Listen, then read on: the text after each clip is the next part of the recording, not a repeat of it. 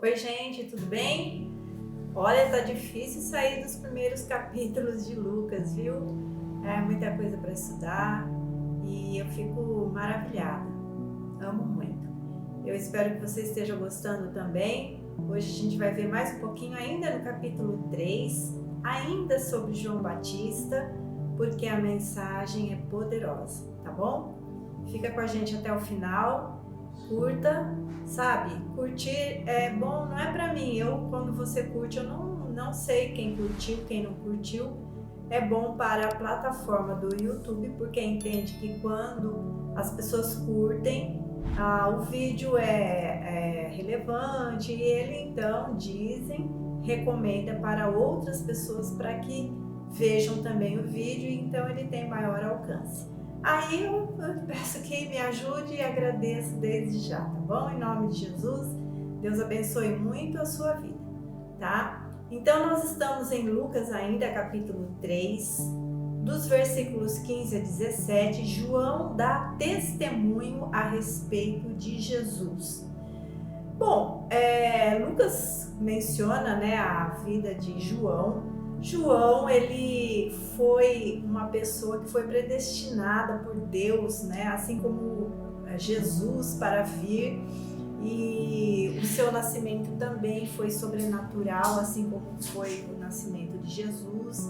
Seu nascimento também foi anunciado por um anjo, também foi sobrenatural, porque sua mãe era estéril e não podia ter filhos, era de idade, enfim. Ele veio e ele foi um profeta, o último profeta, como diz também, próprio Jesus disse, né, Elias já veio, estava se referindo a ele, ou seja, ele tinha o mesmo ministério de Elias, né? O ministério assim ele confrontava o pecado. Elias foi um profeta que confrontou o pecado, né, na sua época, de Acabe, de Jezabel. E João a mesma coisa, né? Ele confrontou o pecado de Herodes, de Herodias, e por causa disso, inclusive, né, ele perdeu a sua cabeça, ele foi morto. Então, a sua vida, a sua vinda foi muito importante, veio antes e ele pregava o arrependimento. E ele anunciava e ele falava que ele não era o Cristo, né? E inclusive ele declarou nessa passagem que ele não era digno nem de desatar as correias das sandálias do Senhor Jesus. Então ele tinha bastante noção de quem ele era e de quem Jesus era.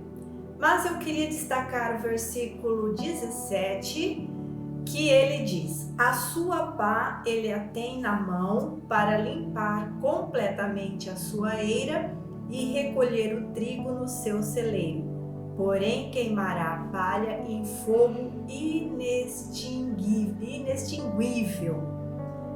E vamos entender o que João quis dizer com esta palavra, né? Uma palavra contundente, difícil e até para quem ouvia naquela época, né? João Batista, ele usou então a gente pode dizer assim, uma figura de linguagem para trazer uma mensagem. E ele diz então que Jesus viria, ele está se referindo a Jesus, e iria para separar o trigo da palha. E aí a gente se lembra também da parábola do trigo e do joio, né? Vocês conhecem a parábola que o inimigo semeou o joio na plantação de trigo e perguntaram para o dono, né, da seara lá: quer que a gente arranque o joio? Não, pode deixar que no final vai ser arrancado quando eles crescerem, aí vai ser manifesto qual é o trigo e qual é o joio, porque quando eles estão pequenininho ali, nascendo, eles são muito parecidos. E então também a parábola do joio e do trigo também é uma parábola que fala do juízo de Deus, do juízo final, de uma separação do verdadeiro e do falso. A pá, ela é um instrumento, vocês sabem o que é uma pá, né? Naquela época, então, era um instrumento de madeira para limpar completamente a eira e para fazer com que o trigo ficasse limpo, né? A semente se desprendesse da casca e fosse então aproveitado somente a semente, e a palha, a casca não tinha mais serventia. O que é a eira? A eira era o lugar onde era feito isso, era um terreno, na época então de terra batida, um terreiro, né, como a gente costumava ouvir os mais antigos falar, terreiro, um terreno, que hoje em dia pode ser um lugar também cimentado ali, que é feito esse tipo de trabalho, né, para então debulhar, secar e limpar os cereais. Então vamos tentar analisar cada palavra, cada significado desta palavra. O que podemos dizer que é a eira? Podemos dizer que a eira é o mundo, é o tempo em que nós vivemos, ou é o reino de Deus? Vamos ficar pensando nisso. Que a pá é o quê? A pá que limpa.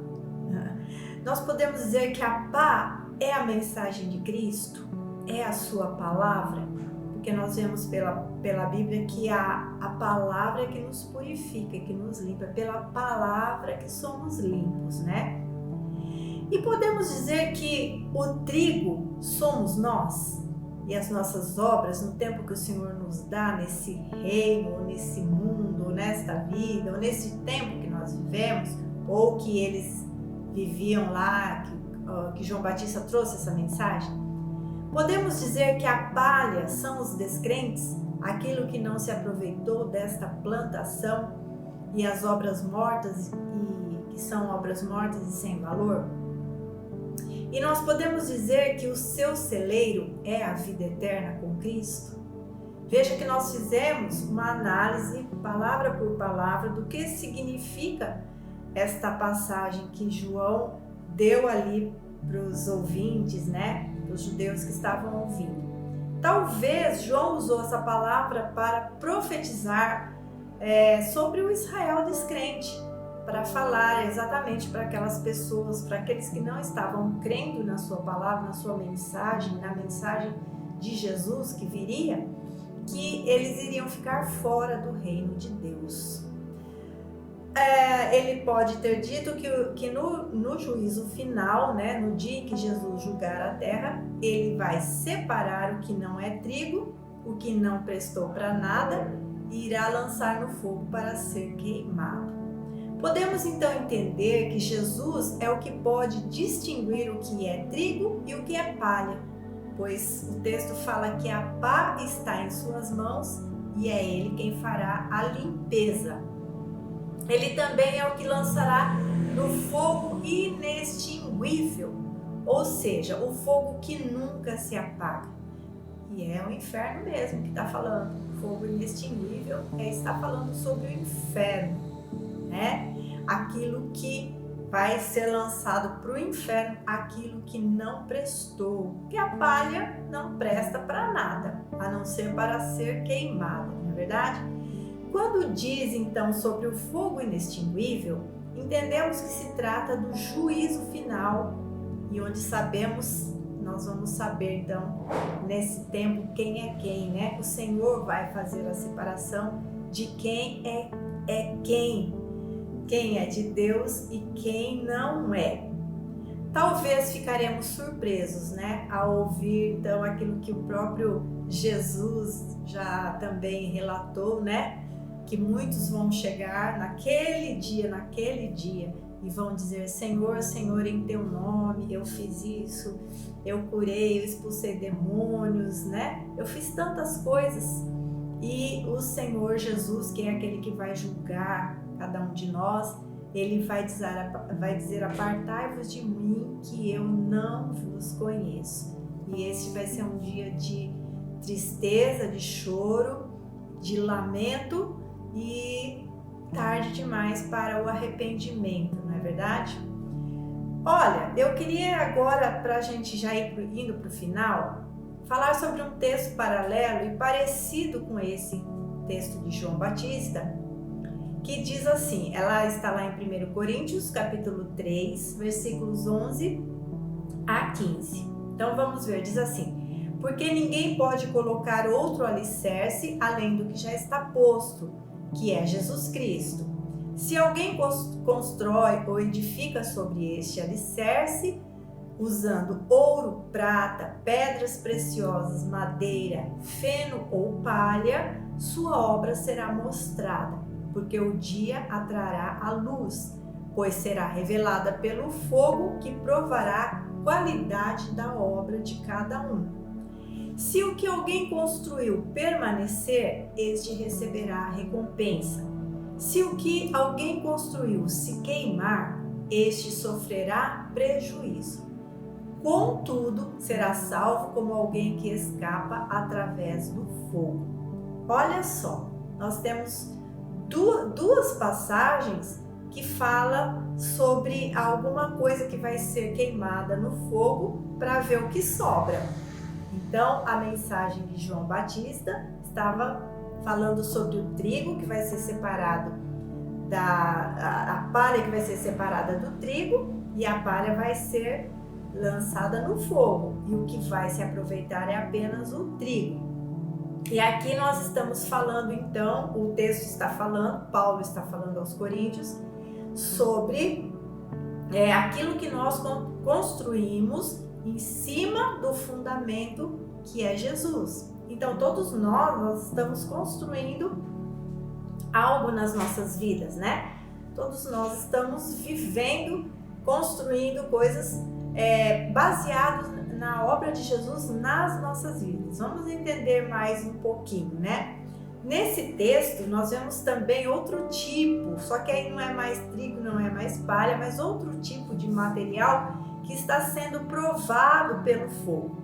O texto fala sobre construirmos, então, como eu falei, nossas vidas fundamentados em Cristo. Ou seja, Jesus é o alicerce daquilo que nós construímos. Aquilo que colocamos em cima deste alicerce, ou seja, nossas obras, nosso ministério, nossa vida, né? Tudo que nós decidimos, agimos, falamos, pensamos, cremos em cima do fundamento que é Jesus. Tudo isso será julgado e será provado pelo fogo. Não nós, mas o que nós construímos, as nossas obras. Tá entendendo? Vamos voltar. No versículo 13 ele fala assim: manifesta se tornará a obra de cada um, ou será mostrada, como outras traduções falam. Manifesta ou mostrada se tornará a obra de cada um, pois o dia a demonstrará. Que dia? O dia do julgamento, desse julgamento. Ou será mostrada ou trará à luz, porque está sendo revelada pelo fogo. E qual seja a obra de cada um, o próprio fogo o provará. No versículo 14 diz que, se permanecer a obra, receberá galardão. Mas se a obra se queimar, sofrerá dano, mas esse mesmo será salvo. Então aqui nós temos uma diferença. Aqui não vai ser mais um julgamento para decidir quem é do Senhor, quem é salvo e quem é para ser lançado no inferno. Aqui é um outro julgamento daquilo que, fundamentados em Cristo Jesus, na nossa vida, já temos o Senhor e a salvação, fundamentados nisso, aquilo que nós fizemos neste fundamento acima na nossa vida, né? Então, está dizendo aqui, se a obra se queimar, sofrerá dano, mas este mesmo será salvo. Então, nós temos duas passagens com contextos parecidos e cada uma se refere a momentos diferentes. Na primeira, o trigo será lançado para o alto pelo Senhor Jesus com a sua pá. O que ficar é trigo, é colheita, é verdadeiro e é dele.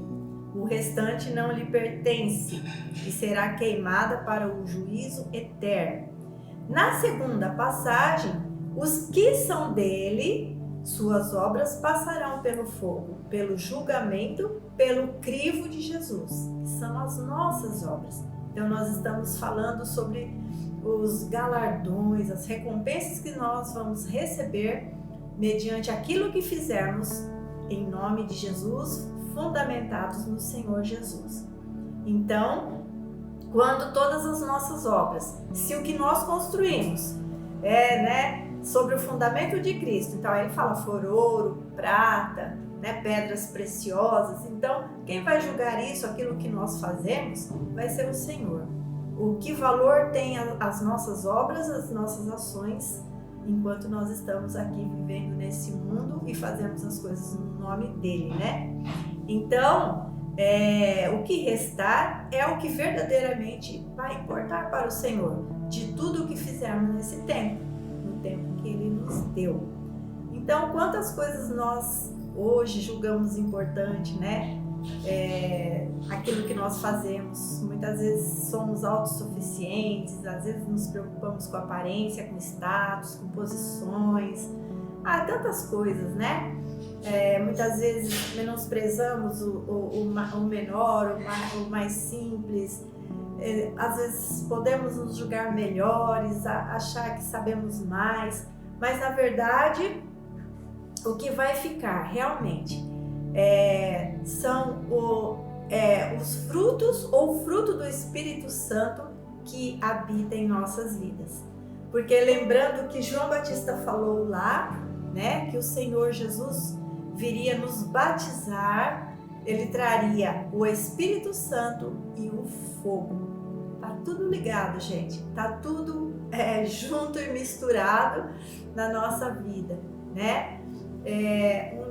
O que vai restar daquilo que vivemos vai ser aquilo que vivemos no Espírito de Deus, cumprindo a obra do Espírito Santo na nossa vida. E é o fogo do Espírito que vai queimar e vai sobrar aquilo que realmente para o Senhor tem valor. Eu espero que você tenha gostado, tenha aprendido e que essa palavra tenha sido relevante na sua vida. Curta, comente, compartilhe e Deus abençoe você em nome de Jesus. Fica com Deus.